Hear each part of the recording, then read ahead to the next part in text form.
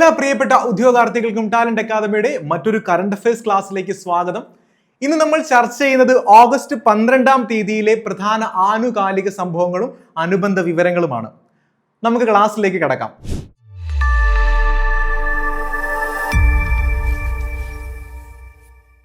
ഏതൊരു പരീക്ഷയ്ക്കും നമുക്ക് അനിവാര്യമായിട്ടുള്ള ഒരു പാഠഭാഗമാണ് കറണ്ട് അഫയേഴ്സ് എന്ന് പറയുന്നത്. അപ്പോൾ ഏറ്റവും പുതിയ കറണ്ട് അഫയേഴ്സ് ടാലന്റ് അക്കാദമി പ്രസിദ്ധീകരിച്ചിരിക്കുന്ന ഏറ്റവും പുതിയ കറണ്ട് അഫയേഴ്സ് ബുക്ക് ഇപ്പോൾ വിപണിയിലുണ്ട്. അപ്പോൾ നിങ്ങളുടെ കോപ്പികൾ ഉടൻ തന്നെ ഉറപ്പാക്കി നിങ്ങളുടെ സ്വപ്ന ജോലിയിലോട്ടുള്ള പ്രയാണം ആരംഭിക്കുക. നമ്മുടെ വേൾഡ് കപ്പ് വിശേഷങ്ങളെല്ലാം ഉൾക്കൊള്ളിച്ചുകൊണ്ടാണ് ഈ ഒരു പുസ്തകം തയ്യാറാക്കിയിരിക്കുന്നത്. ഏറ്റവും ലേറ്റസ്റ്റ് ആയിട്ടുള്ള വിവരങ്ങൾ വരെ ഈ ഒരു പുസ്തകത്തിൽ നിങ്ങൾക്ക് പഠിക്കുവാൻ കഴിയും. അപ്പോൾ എത്രയും പെട്ടെന്ന് ഈ ഒരു ബുക്കിന്റെ കോപ്പി ഉറപ്പാക്കുക. ഇന്നത്തെ ക്ലാസ്സിൽ നമ്മൾ ആദ്യം ചർച്ച ചെയ്യുന്നത് ഒരു നിയമന വാർത്തയാണ്. നമുക്ക് പരിശോധിക്കാം. നാളികേര വികസന ബോർഡിന്റെ ചീഫ് എക്സിക്യൂട്ടീവ് ഓഫീസറായി നിയമിതയായത് ആരാണ്? ദീപ ഡി നായർ. ദീപ ഡി നായർ ആണ്. ഏത് പോസ്റ്റിലേക്കാണ്? നാളികേര വികസന ബോർഡിന്റെ ചീഫ് എക്സിക്യൂട്ടീവ് ഓഫീസർ ആയിട്ടാണ് നിയമിതയായിരിക്കുന്നത്. ആര്? ദീപ ഡി നായർ. അപ്പൊ ഇന്നത്തെ ക്ലാസ്സിൽ നമ്മൾ പഠിച്ച ഒന്നാമത്തെ വാർത്ത, നാളികേര വികസന ബോർഡിന്റെ CEO ആയി നിയമിതയായത് ആരാണ്? ദീപ ഡി നായർ ആണ്.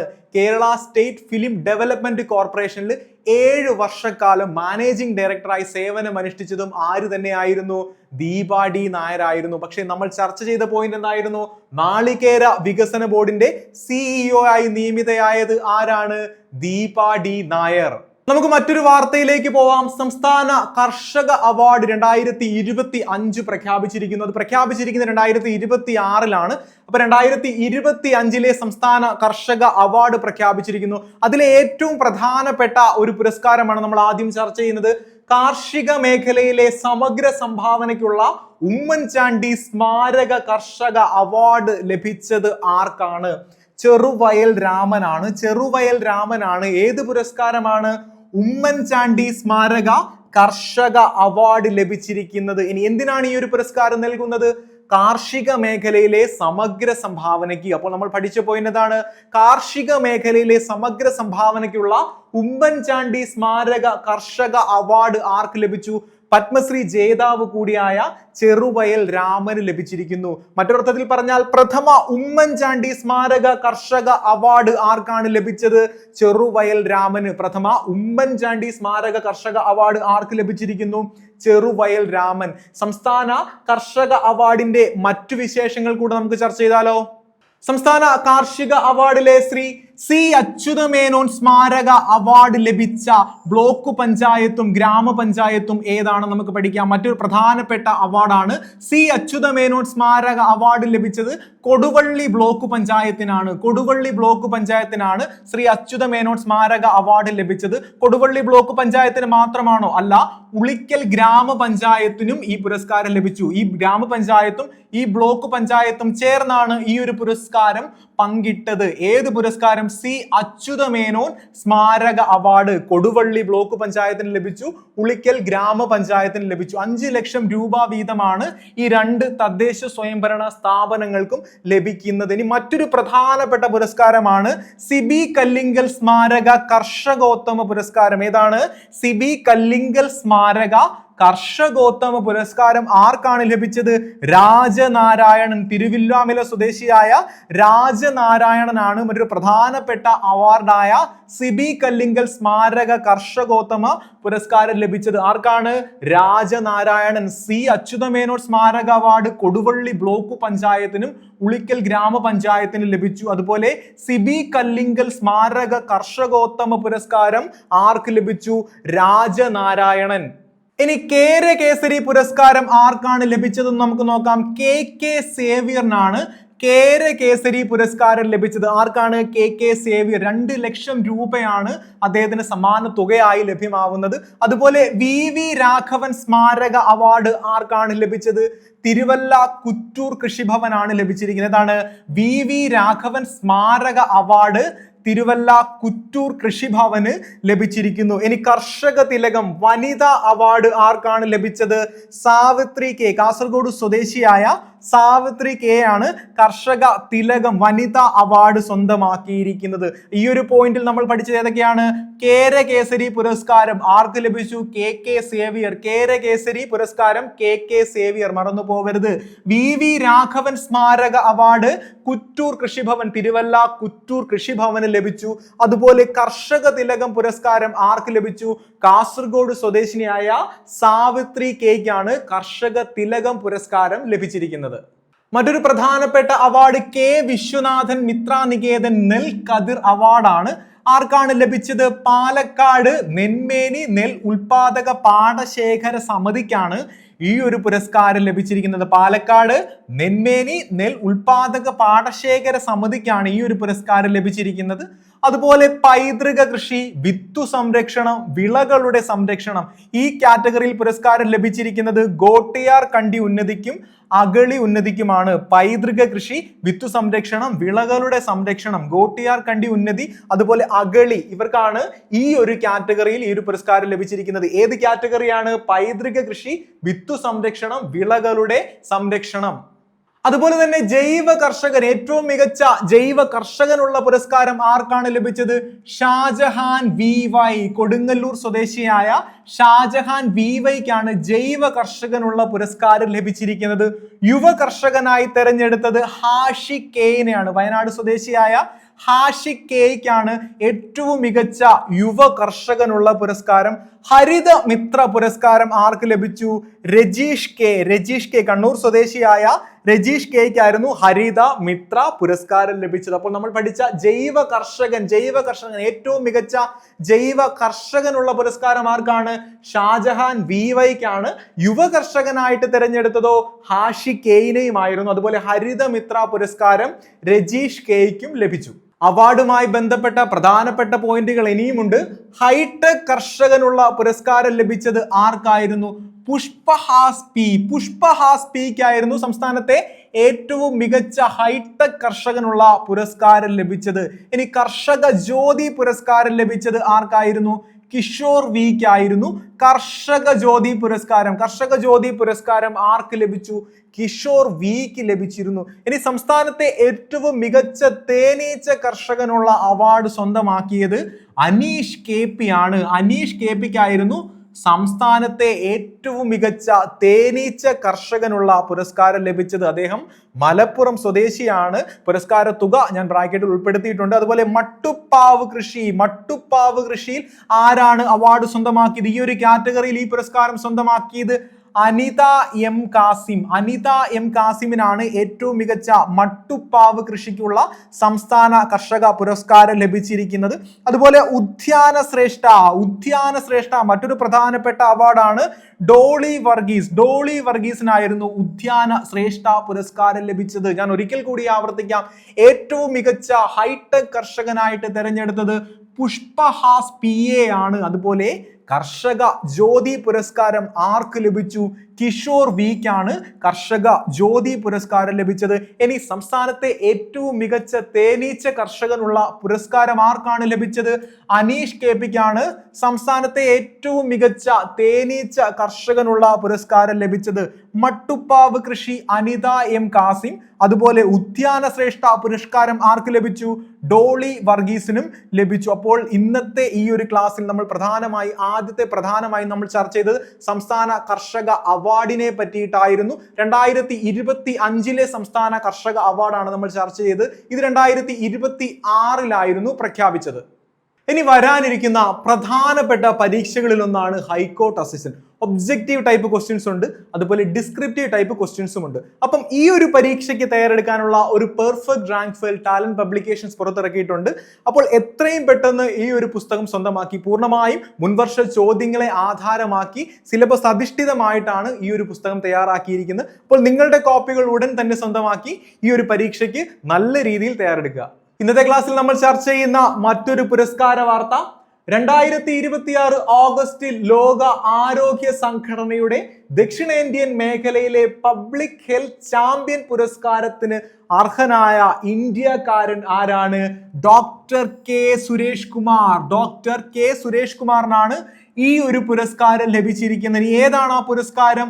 ലോക ആരോഗ്യ സംഘടനയുടെ ദക്ഷിണേന്ത്യൻ മേഖലയിലെ പബ്ലിക് ഹെൽത്ത് ചാമ്പ്യൻ പുരസ്കാരത്തിനാണ് ഇദ്ദേഹം അർഹനായിരിക്കുന്നത്. അദ്ദേഹത്തിന്റെ പേര് ഞാൻ ഒരിക്കൽ കൂടി ആവർത്തിക്കാം, ഡോക്ടർ കെ സുരേഷ് കുമാർ. ഇനി എന്താണ് ഇദ്ദേഹത്തിന്റെ പ്രത്യേകത? IPM സ്ഥാപക ഡയറക്ടറാണ് ഇദ്ദേഹം. എന്താണ്? ഇൻസ്റ്റിറ്റ്യൂട്ട് ഓഫ് പാലിയേറ്റീവ് മെഡിസിന്റെ സ്ഥാപക ഡയറക്ടറാണ് ആര്? Doctor K Suresh Kumar. Institute of palliative മെഡിസിന്റെ സ്ഥാപക ഡയറക്ടർ കൂടിയാണ് ആര്? Doctor K Suresh Kumar. അപ്പോൾ നമ്മൾ ചർച്ച ചെയ്ത പോയിന്റ് ഇതാണ്. 2026 ആഗസ്റ്റിൽ ലോക ആരോഗ്യ സംഘടനയുടെ ദക്ഷിണേന്ത്യൻ മേഖലയിലെ പബ്ലിക് ഹെൽത്ത് ചാമ്പ്യൻ പുരസ്കാരത്തിന് അർഹനായ ഇന്ത്യക്കാരൻ ആരാണ്? Doctor K Suresh Kumar. ഇനി നമുക്ക് ചർച്ച ചെയ്യാനുള്ളത് ഒരു സാഹിത്യ അവാർഡിനെ കുറിച്ചാണ്. കേരള ബാലസാഹിത്യ അക്കാദമിയുടെ 2026 ബാലശാസ്ത്ര സാഹിത്യ പുരസ്കാര ജേതാവ്, 2026 ബാലശാസ്ത്ര സാഹിത്യ പുരസ്കാര ജേതാവ് ആരാണ്? Doctor T A Arun. Doctor T A അരുണിനാണ് കേരള സംസ്ഥാന ബാലസാഹിത്യ അക്കാദമിയുടെ 2026 ബാലശാസ്ത്ര സാഹിത്യ പുരസ്കാരം ലഭിച്ചിരിക്കുന്നത്. ആർക്കാണ്? ഡോക്ടർ ടി എ അരുണിനാണ്. ഇദ്ദേഹത്തിന്റെ ചന്ദ്രന്റെ കഥ എന്ന കൃതിക്കായിരുന്നു പുരസ്കാരം ലഭിച്ചത്. ഏതാണ് കൃതി?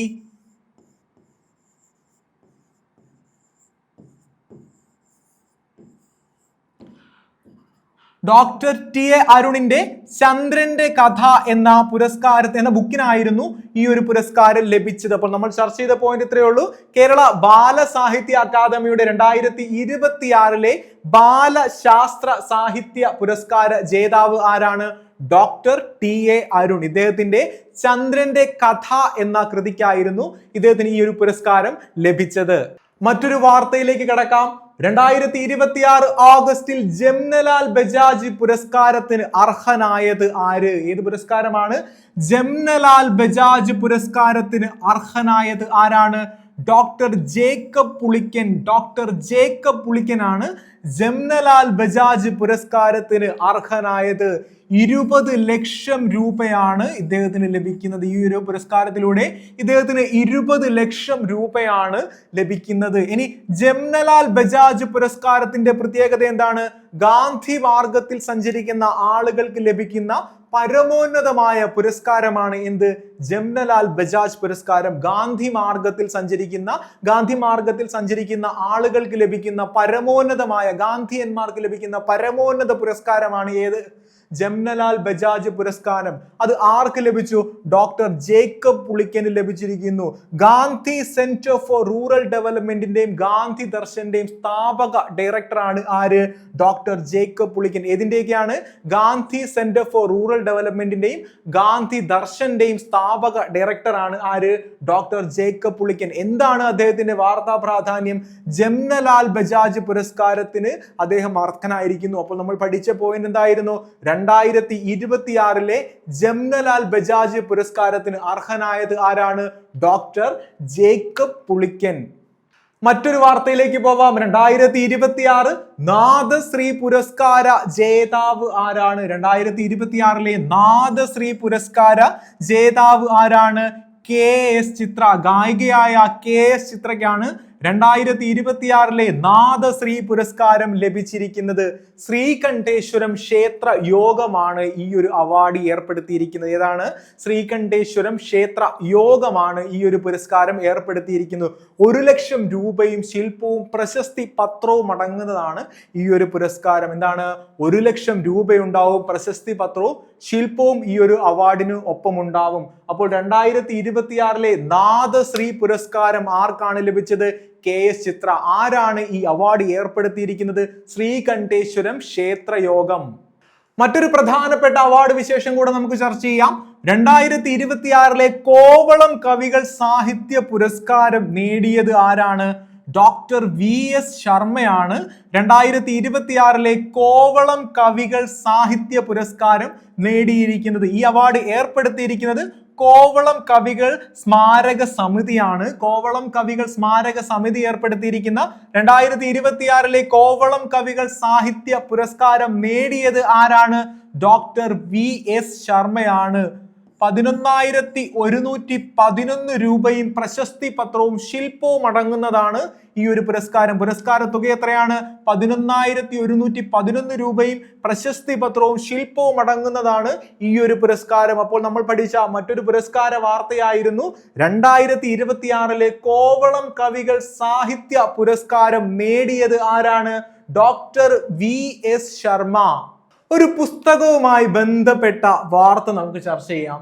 മാമൽസ് ഓഫ് ഇന്ത്യ എന്ന പുസ്തകം തയ്യാറാക്കിയത് ആരാണ്? മാമൽസ് ഓഫ് ഇന്ത്യ എന്ന പുസ്തകം തയ്യാറാക്കിയത് ആരാണ്? Doctor PO Nameer. Doctor PO Nameer ആണ് മാമൽസ് ഓഫ് ഇന്ത്യ എന്ന കോംപ്രിഹെൻസീവ് ആയിട്ടുള്ള ഈ ഒരു പുസ്തകം തയ്യാറാക്കിയിരിക്കുന്നത്. ആരാണ്?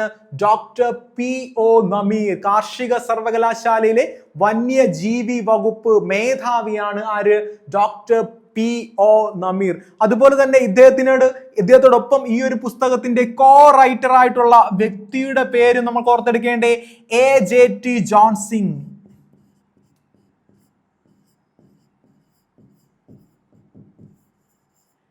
AJT ജോൺ സിംഗിനോടൊപ്പം ചേർന്നാണ് ഇദ്ദേഹം ഈ ഒരു പുസ്തകം എഴുതിയിരിക്കുന്നത്. ആരാണ്? Doctor PO Nameer. അപ്പോൾ നമ്മൾ ചർച്ച ചെയ്ത പോയിന്റ് എന്താണ്? മാമൽസ് ഓഫ് ഇന്ത്യ എന്ന പുസ്തകം തയ്യാറാക്കിയത് ആരാണ്? Doctor PO Nameer. Doctor PO Nameer മാത്രമാണ് ആ പുസ്തകം എഴുതിയത്. അന്തരിച്ച AJT ജോൺ സിംഗും ഈ ഒരു പുസ്തകം രചിക്കുന്നതിൽ അദ്ദേഹത്തോടൊപ്പം സഹകരിച്ചിട്ടുണ്ട്. അപ്പോൾ നമ്മൾ ചർച്ച ചെയ്ത പോയിന്റ് മാമൽസ് ഓഫ് ഇന്ത്യ എന്ന പുസ്തകം തയ്യാറാക്കിയത് ആരാണ്? Doctor PO Nameer. മറ്റൊരു പ്രധാനപ്പെട്ട പോയിന്റുകൾ കൂടെ നമുക്ക് ചർച്ച ചെയ്യാം. കേരളം ഫോറസ്റ്റ് ഡെവലപ്മെന്റ് കോർപ്പറേഷൻ അവതരിപ്പിക്കുന്ന പുതിയ ബ്രാൻഡ് ഏതാണ്? കേരള ഫോറസ്റ്റ് ഡെവലപ്മെന്റ് കോർപ്പറേഷൻ അവതരിപ്പിക്കുന്ന പുതിയ ബ്രാൻഡിന്റെ പേരെന്താണ്? ആത്മ. ആത്മ എന്നാണ് ഫോറസ്റ്റ് ഡെവലപ്മെന്റ് കോർപ്പറേഷൻ അവതരിപ്പിക്കുന്ന ഏറ്റവും പുതിയ ബ്രാൻഡിന്റെ പേര്. ഫോറസ്റ്റ് ഡെവലപ്മെന്റ് കോർപ്പറേഷന്റെ കീഴിലുള്ള പ്ലാന്റേഷനുകളിൽ ഉണ്ടാവുന്ന കാപ്പി, തേയില എന്നീ ഉൽപ്പന്നങ്ങൾ വിപണിയിൽ എത്തിക്കുന്നത് ഇനി ആത്മ എന്ന പേരിലായിരിക്കും. കാപ്പിക്കും തേയിലയ്ക്കുമായിട്ട് ഫോറസ്റ്റ് ഡെവലപ്മെന്റ് കോർപ്പറേഷൻ തുടങ്ങി വെച്ച ഏറ്റവും പുതിയ ബ്രാൻഡിന്റെ പേരെന്താണ്? ആത്മ. നമ്മൾ ചർച്ച ചെയ്ത പോയിന്റ് എന്തായിരുന്നു? കേരള ഫോറസ്റ്റ് ഡെവലപ്മെന്റ് കോർപ്പറേഷൻ അവതരിപ്പിക്കുന്ന ഏറ്റവും പുതിയ ബ്രാൻഡ് ഏതാണ്? ആത്മ. പ്ലാന്റേഷനുകൾ ഉൽപ്പാദിപ്പിക്കുന്ന കാപ്പിയും തേയിലയും ഇനി ആത്മ എന്ന പേരിലാവും വിപണിയിലെത്തുക. ഒരുപാട് ഉദ്യോഗാർത്ഥികൾ ആകാംക്ഷയോടെ കാത്തിരിക്കുന്ന പരീക്ഷകളിൽ ഒന്നാണ് ജൂനിയർ ലാബ് അസിസ്റ്റന്റ്. അപ്പം ഈ ഒരു പരീക്ഷയ്ക്ക് തയ്യാറെടുക്കുവാനായിട്ടുള്ള ഏറ്റവും പെർഫെക്റ്റ് പഠന സഹായമായി ടാലന്റ് പബ്ലിക്കേഷൻ ഇതാ വന്നിരിക്കുന്നു. അപ്പോൾ ജൂനിയർ ലാബ് അസിസ്റ്റന്റ് പരീക്ഷയ്ക്ക് തയ്യാറെടുക്കാനുള്ള റാങ്ക് ഫയൽ ഇപ്പോൾ അവൈലബിൾ ആണ്. അപ്പോൾ എത്രയും പെട്ടെന്ന് നിങ്ങളുടെ കോപ്പികൾ ഉറപ്പാക്കി നിങ്ങളുടെ സ്വപ്ന ജോലിയിലോട്ടുള്ള പ്രയാണം ആരംഭിക്കുക. ഇന്നത്തെ ക്ലാസ്സിൽ നമ്മൾ ചർച്ച ചെയ്യുന്ന മറ്റൊരു വാർത്ത, സർക്കാർ പരിപാടികൾക്ക് മുൻപ് സംസ്ഥാന ഗാനമായ തമിഴ് തായ് വാഴ്ത്ത് ആലപിക്കാൻ തമിഴ്നാട് സർക്കാർ പ്രമേയം പാസാക്കിയിരിക്കുന്നു. നിയമസഭയിൽ പ്രമേയം പാസാക്കിയിരിക്കുന്നു. എന്താണ് ഈ വാർത്തയുടെ പ്രാധാന്യം? സർക്കാർ പരിപാടികൾക്ക് മുമ്പ് സംസ്ഥാന ഗാനമായ തമിഴ് തായ് വാഴ്ത്ത്, ഏതാണ്? തമിഴ് തായ് വാഴ്ത്ത് ആലപിക്കാൻ തമിഴ്നാട് സർക്കാർ പ്രമേയം പാസാക്കിയിരിക്കുന്നു.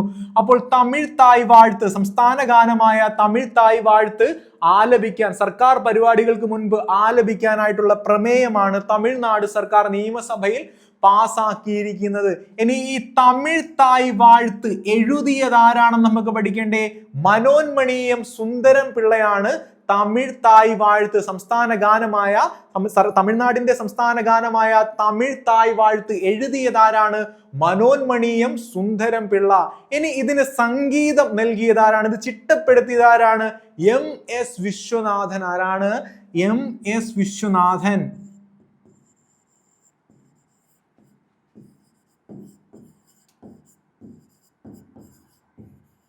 മനോന്മണീയം സുന്ദരം പിള്ളയുടെ വരികൾക്ക് സംഗീതം നൽകിയത് ആരായിരുന്നു? MS വിശ്വനാഥനായിരുന്നു. നമ്മൾ ചർച്ച ചെയ്ത പോയിന്റ് എന്തായിരുന്നു? സർക്കാർ പരിപാടികൾക്ക് മുമ്പ് സംസ്ഥാന ഗാനമായ തമിഴ് തായ് വാഴ്ത്ത് ആലപിക്കാൻ തമിഴ്നാട് സർക്കാർ പ്രമേയം പാസാക്കിയിരിക്കുന്നു. ഈ ഗാനം എഴുതിയത് ആരാണ്? മനോന്മണീയം സുന്ദരം പിള്ളയും സംഗീതം നൽകിയത് MS വിശ്വനാഥനുമാണ്. മറ്റൊരു പ്രധാനപ്പെട്ട വാർത്ത കൂടെ നമുക്ക് ചർച്ച ചെയ്യാം. ഐക്യരാഷ്ട്രസഭയുടെ ജനീവയിലെ ഓഫീസിലേക്ക് 5 മൈലുകളെ സംഭാവന ചെയ്ത രാജ്യം ഏതാണ്? ഇന്ത്യ ആയിരുന്നു ഐക്യരാഷ്ട്രസഭയുടെ ജനീവയിലെ ഓഫീസിലേക്ക് എത്ര മൈലുകളെയാണ്? 5 മൈലുകളെ സംഭാവന ചെയ്തിരിക്കുന്നത്. അപ്പോൾ നമ്മൾ ചർച്ച ചെയ്ത പോയിന്റ് എന്താണ്? ഐക്യരാഷ്ട്രസഭയുടെ ജനീവയിലെ ഓഫീസിലേക്ക് 5 മൈലുകളെ സമ്മാനിച്ച രാജ്യം ഏതാണ്? ഇന്ത്യയുടെ UN സ്ഥിരം പ്രതിനിധിയായ അരിന്ദം ബാഗ്ചിയുടെ നേതൃത്വത്തിലായിരുന്നു ഈ മൈലുകളെ ഇന്ത്യ കൈമാറിയത്. അപ്പോൾ UN-ലെ ഇന്ത്യയുടെ സ്ഥിരം പ്രതിനിധിയുടെ പേര് ഈ സന്ദർഭത്തിൽ നമുക്ക് ഓർത്തെടുക്കാം. ആരാണ്? അരിന്ദം ബാഗ്ചിയാണ് നിലവിൽ ഇന്ത്യയുടെ UN സ്ഥിരം പ്രതിനിധിയായിട്ടുള്ളത്. ഇനി ആദ്യമായിട്ടാണോ ഇന്ത്യ ഇങ്ങനെ മൈലുകളെ UN ഓഫീസിലോട്ട്, ജനീവയിൽ സ്ഥിതി ചെയ്യുന്ന UN ഓഫീസിലോട്ട് കൈമാറുന്നത്? അല്ല. 1981 ഇന്ദിരാഗാന്ധിയുടെ നേതൃത്വത്തിൽ ഡൽഹിയിലെ ഒരു മൃഗശാലയിൽ നിന്ന് ഒരു ജോഡി മൈലുകളെ ഇന്ത്യ ഇതിനു മുമ്പ് ഈ ഓഫീസിലോട്ട് കൈമാറിയിട്ടുണ്ടായിരുന്നു. അപ്പോൾ നമ്മൾ ചർച്ച ചെയ്ത പ്രധാനപ്പെട്ട പോയിന്റ് എന്തായിരുന്നു? ഐക്യരാഷ്ട്ര സഭയുടെ ജനീവയിലെ ഓഫീസിലേക്ക് 5 മൈലുകളെ സംഭാവന ചെയ്ത രാജ്യം ഏതാണ്? ഇന്ത്യ. ഐക്യരാഷ്ട്ര സഭയിലെ നിലവിലെ ഇന്ത്യയുടെ UN സ്ഥിരം പ്രതിനിധിയുടെ പേരെന്താണ്? അരിന്ദം ബാഗ്ചി. മറ്റൊരു പ്രധാനപ്പെട്ട വാർത്തയിലേക്ക് കൂടെ നമുക്കൊന്ന് കണ്ണോടിക്കാം. പ്രധാന ക്ഷേത്രങ്ങളിൽ സെപ്റ്റംബർ 1 മുതൽ മൊബൈൽ ഫോണുകൾക്ക് നിരോധനം ഏർപ്പെടുത്താൻ തീരുമാനിച്ച സംസ്ഥാനം ഏതാണ്? തമിഴ്നാടാണ് സംസ്ഥാന ക്ഷേത്രങ്ങളിൽ സെപ്റ്റംബർ 1 മുതൽ, പ്രധാനപ്പെട്ട ക്ഷേത്രങ്ങളിൽ സെപ്റ്റംബർ 1 മുതൽ മൊബൈൽ ഫോണുകൾക്ക് നിരോധനം ഏർപ്പെടുത്തുവാൻ പോകുന്ന സംസ്ഥാനം ഏതാണ്? തമിഴ്നാട്. സുരക്ഷാ കാരണങ്ങൾ കൊണ്ടാണ് തമിഴ്നാട് സർക്കാരിന്റെ ഈ ഒരു നീക്കം. അപ്പൊ ഈ പോയിന്റ് ഇത്രയും ഉള്ളു. പ്രധാനപ്പെട്ട ക്ഷേത്രങ്ങളിൽ സെപ്റ്റംബർ 1 മുതൽ മൊബൈൽ ഫോണുകൾക്ക് നിരോധനം ഏർപ്പെടുത്തുന്ന സംസ്ഥാനം ഏതാണ്? തമിഴ്നാട്. ദേശീയ ശ്രദ്ധ ആകർഷിച്ച മറ്റൊരു വാർത്ത കൂടെ നമുക്ക് ചർച്ച ചെയ്യാം. സമുദ്ര മേഖലയിലെ സമ്പൂർണ്ണ ഡിജിറ്റൽ വൽക്കരിക്കുന്നതിനായി കേന്ദ്ര തുറമുഖ കപ്പൽ ഗതാഗത മന്ത്രാലയം അവതരിപ്പിച്ച പോർട്ടലിന്റെ പേരെന്താണ്? ഈ സമുദ്ര. എന്തിനു വേണ്ടിയാണ് ഈ സമുദ്ര അവതരിപ്പിച്ചത്? സമുദ്ര മേഖലയിലെ സമ്പൂർണ്ണ ഡിജിറ്റൽ വൽക്കരിക്കുന്നതിനായിട്ട് കേന്ദ്ര തുറമുഖ കപ്പൽ ഗതാഗത മന്ത്രാലയമാണ് ഈ സമുദ്ര പോർട്ടൽ, ഈ സമുദ്ര പ്ലാറ്റ്ഫോം അവതരിപ്പിച്ചിരിക്കുന്നത്. എന്തിനു വേണ്ടിയിട്ടാണു? നമ്മുടെ കേന്ദ്ര തുറമുഖ കപ്പൽ ഗതാഗത മന്ത്രാലയത്തിന് കീഴിലുള്ള സമുദ്ര രംഗത്തുള്ള എല്ലാ പ്രവർത്തനങ്ങളെയും ഏകോപിപ്പിക്കുന്നതിന് വേണ്ടിയിട്ടാണ് ഈ ഒരു പ്ലാറ്റ്ഫോം അവതരിപ്പിച്ചിരിക്കുന്നത്. ഈ ഒരു പ്ലാറ്റ്ഫോമിന്റെ ഒരു പോർട്ടലിന്റെ പേരെന്താണ്? ഈ സമുദ്ര. അതുപോലെ തന്നെ ഈ ഉദ്യമത്തിന് നേതൃത്വം കൊടുത്ത കേന്ദ്ര തുറമുഖ കപ്പൽ ഗതാഗത മന്ത്രിയുടെ പേര് കൂടെ നമുക്ക് പഠിക്കണ്ടേ? സർബാനന്ദ സോനോവാൾ ആണ് നിലവിലെ കേന്ദ്ര തുറമുഖ കപ്പൽ ഗതാഗത വകുപ്പ് മന്ത്രി. ആരാണ്? സർബാനന്ദ സോനോവാൾ. അപ്പോൾ നമ്മൾ ചർച്ച ചെയ്ത പ്രധാനപ്പെട്ട പോയിന്റ് എന്തായിരുന്നു?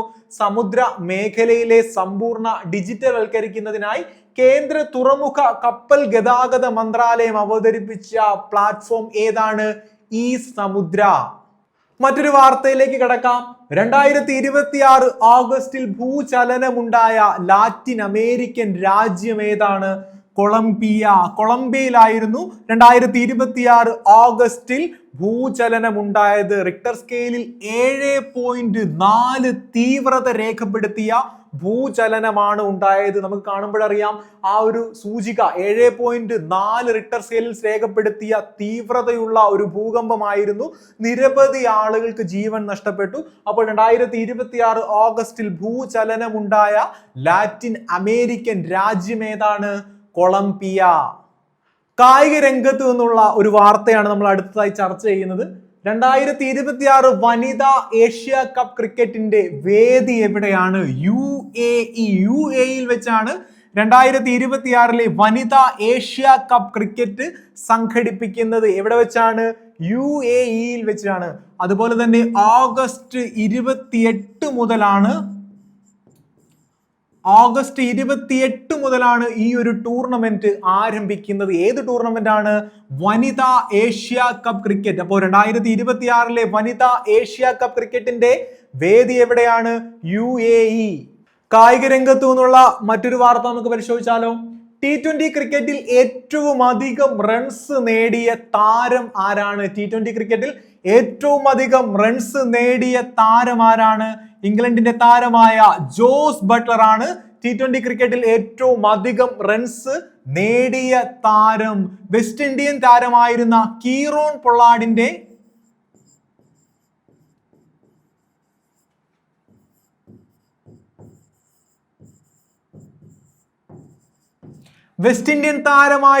കീറോൺ പൊള്ളാർഡിന്റെ റെക്കോർഡാണ് ജോസ് ബട്ട്ലർ തകർത്തത്. അപ്പോൾ T20 ക്രിക്കറ്റിൽ ഏറ്റവും അധികം റൺസ് സ്കോർ ചെയ്ത താരമാരാണ്? നിലവിലെ കണക്കുകൾ പ്രകാരം അത് ജോസ് ബട്ട്ലർ ആണ്. ഇദ്ദേഹം ആരുടെ റെക്കോർഡാണ് തകർത്തത്? കീറോൺ പൊള്ളാർഡിന്റെ, വെസ്റ്റ് ഇന്ത്യൻ താരമായിരുന്ന കീറോൺ പൊള്ളാർഡിന്റെ റെക്കോർഡാണ് ജോസ് ബട്ട്ലർ തകർത്തത്. കായിക രംഗത്തു നിന്നുള്ള മറ്റൊരു വാർത്ത കൂടെ ചർച്ച ചെയ്യാം. 2026 വേൾഡ് ബാഡ്മിന്റൺ ചാമ്പ്യൻഷിപ്പിന്റെ ഭാഗ്യ ചിഹ്നം ഏതാണ്? പീക്കോ എന്ന് പേരുള്ള മയിലാണ് 2026 വേൾഡ് ബാഡ്മിന്റൺ ചാമ്പ്യൻഷിപ്പിന്റെ ഭാഗ്യ ചിഹ്നം. ഈ വേൾഡ് ബാഡ്മിന്റൺ ചാമ്പ്യൻഷിപ്പ് 2026 നടക്കുന്നത് ഏത് രാജ്യത്ത് വെച്ചാണ് നമുക്കറിയാം. എവിടെ വെച്ച് തന്നെയാണ്? നമ്മുടെ സ്വന്തം ഇന്ത്യയിൽ വെച്ച് തന്നെയാണ് ഈ ഒരു BWF വേൾഡ് ബാഡ്മിന്റൺ ചാമ്പ്യൻഷിപ്പ് നടക്കുന്നത്. BWFന്റെ വേൾഡ് ബാഡ്മിന്റൺ ചാമ്പ്യൻഷിപ്പ് നടക്കുന്നത് ഏത് രാജ്യത്ത് വെച്ചാണ്? ഇന്ത്യയിൽ വെച്ചിട്ടാണ്. ഈ ഒരു ടൂർണമെന്റിന്റെ ഭാഗ്യ ചിഹ്നം ആരാണ്? പീക്കോ എന്ന് വിളിക്കുന്ന ഒരു മയിലാണ്. ഇനി എന്ന് തൊട്ട് എന്ന് വരെയാണ് ഈ ഒരു ടൂർണമെന്റ്? ഓഗസ്റ്റ് 17 മുതൽ 23 വരെയാണ് ഈ ഒരു ടൂർണമെന്റ് സംഘടിപ്പിക്കുന്നത്. എന്ന് തൊട്ട് എന്ന് വരെയാണ്? ഓഗസ്റ്റ് 17 മുതൽ ഓഗസ്റ്റ് 23 വരെയാണ് ഈ ഒരു ടൂർണമെന്റ് സംഘടിപ്പിക്കുന്നത്. അതുപോലെ തന്നെ ഈ ഒരു ടൂർണമെന്റിന്റെ പ്രധാന വേദി എവിടെയാണ്? ഡൽഹിയിലെ ഇന്ദിരാഗാന്ധി ഇൻഡോർ സ്റ്റേഡിയത്തിൽ വെച്ചിട്ടാണ് ഈ ഒരു ടൂർണമെന്റ് നടക്കുന്നത്. ഡൽഹിയിലെ ഇന്ദിരാഗാന്ധി ഇൻഡോർ സ്റ്റേഡിയത്തിൽ വെച്ചിട്ടാണ് ഈ ഒരു ടൂർണമെന്റ് നടക്കുന്നത്. എന്ന് തൊട്ട് എന്ന് വരെയാണ്? 17 തൊട്ട് 23 വരെ. വേദിയാവുന്ന രാജ്യം ഏതാണ്? ഇന്ത്യയാണ്. ഒഫീഷ്യൽ മാസ്കോട്ട് ഏതാണ്? പീക്കോ. നമ്മൾ പരിശോധിക്കുന്ന മറ്റൊരു വാർത്ത, 2026 ദേശീയ അണ്ടർ 11 ചെസ് ചാമ്പ്യൻഷിപ്പ് നേടിയ മലയാളിയെ പറ്റിയിട്ടാണ്. മലയാളിയുടെ പേര് ദിവി ബിജേഷ് ആണ്. ഏത് ടൂർണമെന്റിലാണ് ജയിച്ചത്? ദേശീയ അണ്ടർ 11 ചെസ് ചാമ്പ്യൻഷിപ്പ് നേടിയ മലയാളി ആരാണ്? ദിവി ബിജേഷ് ആണ്. 15 കളികളിൽ നിന്നായി 9.5 പോയിന്റുകൾ നേടിയാണ് ദിവി ബിജേഷ് കിരീടം ഉയർത്തിയത്. ദേശീയ അണ്ടർ 11 ചെസ് ചാമ്പ്യൻഷിപ്പ് കിരീടമാണ് ദിവി ബിജേഷ് ഉയർത്തിയത്. എത്ര പോയിന്റ് നേടി? 9.5 പോയിന്റ് ആണ് ദിവി സ്വന്തമാക്കിയത്. കഴിഞ്ഞിട്ടില്ല. 2024 ഇതേ വിഭാഗത്തിൽ ദിവി സ്വർണം നേടിയിരുന്നു, ഇല്ലേ? ചാമ്പ്യൻ ആയിരുന്നു. 2024 ഈ ഒരു ടൂർണമെന്റിൽ, ഈ ഒരു ചാമ്പ്യൻഷിപ്പിൽ ദിവി വിജയിച്ചിരുന്നു. അപ്പോൾ നമ്മൾ ചർച്ച ചെയ്ത പോയിന്റ് എന്തായിരുന്നു? 2026 ദേശീയ അണ്ടർ 11 ചെസ് ചാമ്പ്യൻഷിപ്പ് നേടിയ മലയാളിയുടെ പേരെന്താണ്? ദിവി ബിജേഷ്. ഇന്നത്തെ ക്ലാസ്സിൽ നമ്മൾ ചർച്ച ചെയ്യുന്ന മറ്റൊരു പോയിന്റ് ആണ്, പുരുഷ ഏകദിന ക്രിക്കറ്റിൽ 5000 മത്സരങ്ങൾ പൂർത്തിയായിരിക്കുന്നു. പുരുഷ ഏകദിന ക്രിക്കറ്റിൽ 5000 മത്സരങ്ങൾ പൂർത്തിയായിരിക്കുന്നു. ഈ 5000 മത്സരം നടന്നത് ഏതൊക്കെ രാജ്യങ്ങൾ തമ്മിലാണ്? നമുക്ക് പഠിക്കേണ്ടേ. കാനഡയും സ്കോട്ട്ലൻഡും തമ്മിലായിരുന്നു.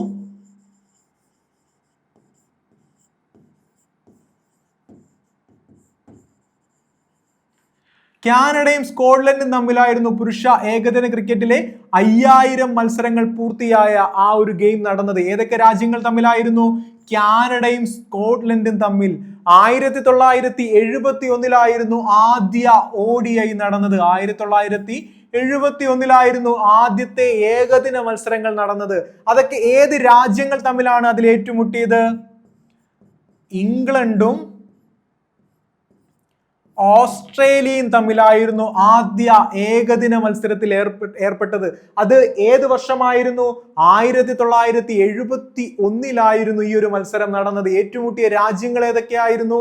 ഇംഗ്ലണ്ടും ഓസ്ട്രേലിയയും. അപ്പോൾ നമ്മൾ ചർച്ച ചെയ്ത പ്രധാനപ്പെട്ട പോയിന്റ് എന്തായിരുന്നു? പുരുഷ ഏകദിന ക്രിക്കറ്റിൽ 5000 മത്സരങ്ങൾ പൂർത്തിയായിരിക്കുന്നു. ഡിഗ്രി ലെവൽ ഉദ്യോഗാർത്ഥികൾ ആകാംക്ഷയോടെ കാത്തിരിക്കുന്ന പരീക്ഷകളിലൊന്നാണ് യൂണിവേഴ്സിറ്റി അസിസ്റ്റന്റ്. യൂണിവേഴ്സിറ്റി അസിസ്റ്റന്റിന്റെ സ്പെഷ്യൽ ടോപ്പിക് പഠിക്കുന്നതിനുള്ള ഒരു special topic book talent publication പുറത്തിറക്കിയിട്ടുണ്ട്. അപ്പോൾ എത്രയും പെട്ടെന്ന് ഈ ഒരു പുസ്തകം നിങ്ങൾക്ക് സ്വന്തമാക്കാവുന്നതാണ്. സ്ക്രീനിൽ കാണുന്ന നമ്പറിൽ കോൺടാക്ട് ചെയ്താലും അല്ലെങ്കിൽ ടാലന്റ് അക്കാദമിയുടെ ഒഫീഷ്യൽ വെബ്സൈറ്റിലൂടെയും ഈ ഒരു പുസ്തകം നിങ്ങൾക്ക് പർച്ചേസ് ചെയ്യാവുന്നതാണ്. അപ്പോൾ എത്രയും പെട്ടെന്ന് നിങ്ങളുടെ കോപ്പികൾ ഉറപ്പാക്കുക.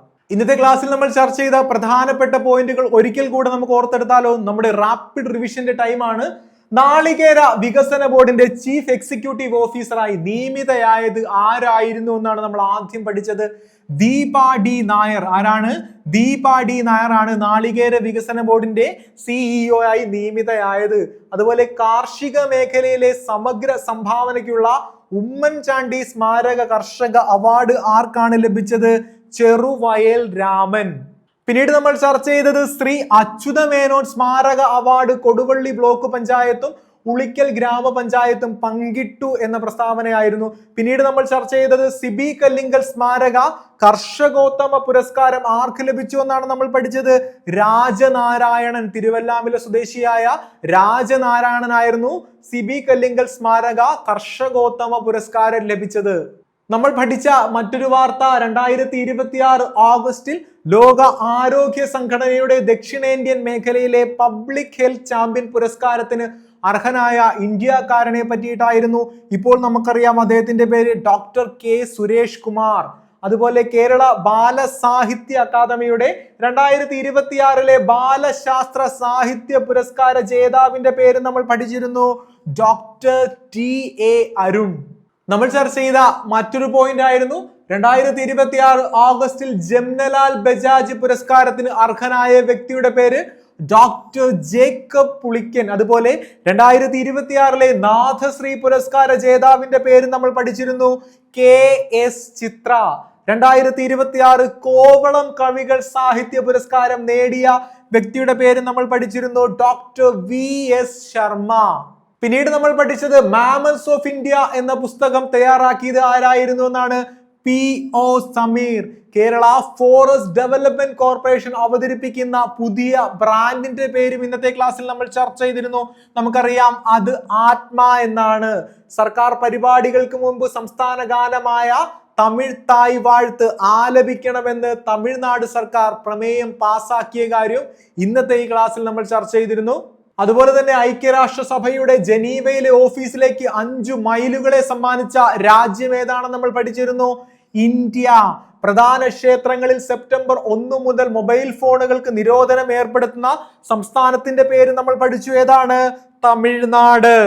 പിന്നീട് നമ്മൾ പഠിച്ചത് സമുദ്രമേഖലയിലെ സമ്പൂർണ്ണ ഡിജിറ്റൽവൽക്കരിക്കുന്നതിനായി കേന്ദ്ര തുറമുഖ കപ്പൽ ഗതാഗത മന്ത്രാലയം അവതരിപ്പിച്ച പോർട്ടലിനെ പറ്റിയിട്ടായിരുന്നു. ഈ സമുദ്ര. അതുപോലെ 2026 ഓഗസ്റ്റിൽ ഭൂചലനമുണ്ടായ ലാറ്റിൻ അമേരിക്കൻ രാജ്യത്തിന്റെ പേര് നമ്മൾ പഠിച്ചിരുന്നു. എന്താണ്? കൊളംബിയ. 2026 വനിതാ ഏഷ്യ കപ്പ് ക്രിക്കറ്റിന്റെ വേദി ഇന്നത്തെ ക്ലാസ്സിൽ നമ്മൾ പഠിച്ചില്ലേ? എന്നോടൊപ്പം തന്നെ പറഞ്ഞു അത് UAE ആണ്. T20 ക്രിക്കറ്റിൽ ഏറ്റവും അധികം റൺസ് നേടിയ താരമാരായിരുന്നു നമ്മൾ ചർച്ച ചെയ്തിരുന്നു. ആരാണ്? Jose Buttler. കീറോൺ പൊള്ളാർഡിന്റെ റെക്കോർഡായിരുന്നു അദ്ദേഹം തകർത്തത്. 2026 വേൾഡ് ബാഡ്മിന്റൺ ചാമ്പ്യൻഷിപ്പിന്റെ ഭാഗ്യചിഹ്നം പീക്കോ ആണെന്ന് നമ്മൾ പഠിച്ചിരുന്നു. അതുപോലെ 2026 ദേശീയ അണ്ടർ-11 ചെസ് ചാമ്പ്യൻഷിപ്പ് നേടിയ മലയാളിയുടെ പേര് നമ്മൾ പഠിച്ചു.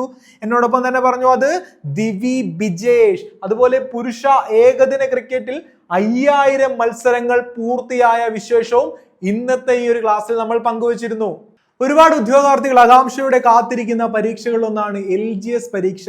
LGS പരീക്ഷയ്ക്ക് തയ്യാറെടുക്കുന്ന ഉദ്യോഗാർത്ഥികൾക്കുള്ള ടാലന്റ് അക്കാദമിയുടെ ഓണ സമ്മാനമാണ് ഏറ്റവും അപ്ഡേറ്റഡ് ആയിട്ടുള്ള LGS റാങ്ക് ഫയൽ. അപ്പോൾ ഈ ഒരു റാങ്ക് ഫയൽ ഇപ്പോൾ പ്രീ ബുക്ക് ചെയ്യാനുള്ള അവസരമുണ്ട്.